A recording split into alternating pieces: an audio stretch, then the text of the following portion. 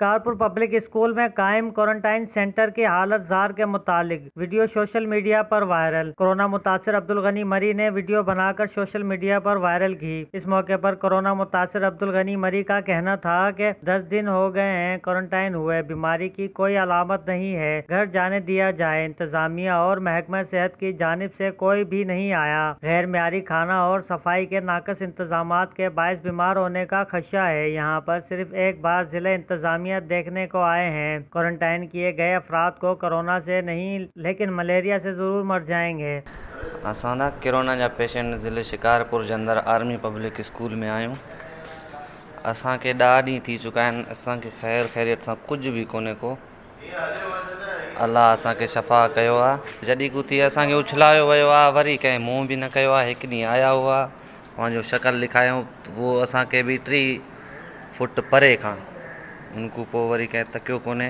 अलाह जे तरफ़ूं वबा जो नालो ॾिनो वियो आहे। असांखे उहा वबा न आहे, लेकिन हिते ॿी वबा असांखे चिबिड़ी सघे थी, जेकी हूंदी आहे मलेरिया। तमामु हिते तकलीफ़ में आहियूं। असांखो कोई पुछण वारो बि कोन्हे। हे ॿाहिरि वेठा आहिनि दोस्त, कुझु बि कंहिंखे कोन्हे। माशाअल्लाह सभु सिहताब आहिनि, ॾिसी सघो था तव्हां। ॾिसो माशाअल्लाह, हे भाऊ सां तव्हां ॻाल्हाए सघो था। असांखे पंहिंजो कोरोना न मारींदी, पर हाल हिननि अलाए असांजे सम्झ में नथो अचे डॉक्टरनि जी कहिड़ी चाल आहे हिन DHO जी, त असांखे खणी अची हिते बंदि कयो वियो आहे। असांजो सभु ओके लॻा पिया। मलेरिया हिते मच्छर एॾो ज़्यादा आहे जो छा ॿुधायूं। पर कोरोना न थी आहे, पर असांखे मलेरिया ज़रूरु थींदी। असांखे त इहा पक आहे त मलेरिया थिए ई थिए। चई बीठा आहियूं MS खे, हिनखे, पर हाल असांखे को ॿुधे ई नथो। मजबूर थी असांजे मीडिया ते हेॾे होॾे ॾियूं था। असां ॾाढो तंग थी विया आहियूं। ऐं बाक़ी शिकारपुर जा सभु जेके आहिनि, हर को पंहिंजे घरनि में हुते बंदि आहे। भई असांखे सां अलाए कहिड़ी दुश्मनी निभाई थी वञे। असां छा कयूं? असां मजबूर आहियूं, दिलि में वेठा आहियूं। अॼु 10 ॾींहं आहे त न डॉक्टर आयो आहे, न को पुछणु आयो आहे, न को त बाबा तबियत कीअं अथव, कीअं न अथव, छा कयूं साईं? ही ॿियो दोस्त आहे असांजो साईं। नहीं को असांखे विज़िट ते आयो आहे, कोई बि न आयो आहे। कोई पुछा काई टेबलेट वग़ैरह कुझु मिली आहे तव्हांखे? कुझु बि न मिलियो आहे। न ई का दवा थी हले असांजी, कुझु बि नथो हले असांजो हिते।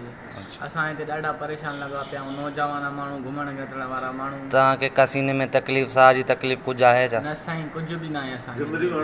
हे ॾिसो था, जुमिरी था हणूं असां। हे साईं असांजो दोस्त ॿियो आहे हिकिड़ो। असां सभु सही लॻा पिया आहियूं। असांखे कोरोना न आहे, बाक़ी मलेरिया ज़रूरु थींदी। जेके असांजे डॉक्टरनि जी ॻाल्हि सम्झ अचे कोन थी। सर चवंदा हा करे हलिया था। डॉक्टर हेॾी महिल असांखे चेकअप कयो आहे, न ॾिठो आहे, न का ट्रीटमेंट ॾिनी आहे, न कुझु करनि था। मानी बि सही नथी अचे, न पाणी सही आहे, कुझु बि न आहे, न सफ़ाई आहे हिते। असां ईअं न वधीक बीमार थी पवंदा, ॿियो कुझु बि न आहे। महिरबानी करे कुझु न कुझु असांखे कयो। महिरबानी थी तव्हांजी। अदा महिरबानी करे असांजी अपील हलाई वञे। असां वॾा तंग आहियूं यार। हर कोई पंहिंजे बचड़नि में ख़ैर ख़ैरियत सां हलियो वञे। 79 केसेस में से सिर्फ 5 को पब्लिक स्कूल में क्वारंटाइन किया गया है। हमारी आगा खान की लेबोरेटरी से दोबारा कोरोना टेस्ट करवाए जाएं। हमें यहाँ पर मरने के लिए छोड़ा गया है। मरीजों का सोशल मीडिया पर वायरल वीडियो में पैगाम। वायरल वीडियो के मुतालिक इंतजामिया की जानिब से कोई तरदीद या तस्दीक नहीं की गई।